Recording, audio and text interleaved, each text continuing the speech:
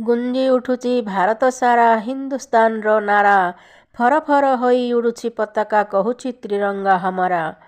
ଆଜି ସ୍ୱର୍ଗରେ ଥାଇ ଦେଖୁଥିବେ ବୀର ଶହୀଦ ମାନେ, ଦେଖୁଥିବେ ତାଙ୍କ ସ୍ୱପ୍ନର ଭାରତ ଯାହା ଦେଖିଥିଲେ ଦିନେ। ସ୍ୱପ୍ନ ଥିଲା ଗଢ଼ିବେ ଅଖଣ୍ଡ ଭାରତ, ଗଢ଼ିବାକୁ ରାମ ରାଜ୍ୟ, ବିଶ୍ୱଗୁରୁର ଆସନରେ ବସି ହେବନି ଖଣ୍ଡ ବିଖଣ୍ଡିତ ବିଭାଜ୍ୟ। ଭାରତ ପାଳୁଛି ବର୍ଷ ପରେ ବର୍ଷ ସ୍ୱାଧୀନତା ଆଉ ଗଣତନ୍ତ୍ର ଦିବସ। 77 ବର୍ଷ ଗଣତନ୍ତ୍ର ଦେଶେ, ସ୍ୱାଧୀନ ନୁହେଁ କେ ମଣିଷ।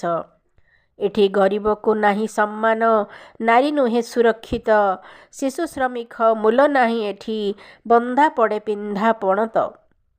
ହେ ବୀର ଦେଶର ରକ୍ଷକଗଣ, ଫେରାଇ ଆଣ ସେ ବୀର ବୀରାଙ୍ଗନା, ତାଙ୍କରି ସ୍ୱପ୍ନର ଭାରତରେ ଆଉ ନ ରହିବ ଦୁଃଖ ଯାତନା।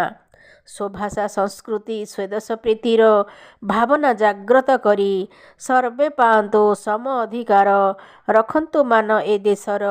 ସର୍ବେ ପାଆନ୍ତୁ ସମ ଅଧିକାର, ରଖନ୍ତୁ ମାନ ଏ ଦେଶର, ରଖନ୍ତୁ ମାନ ଏ ଗଣତନ୍ତ୍ରର।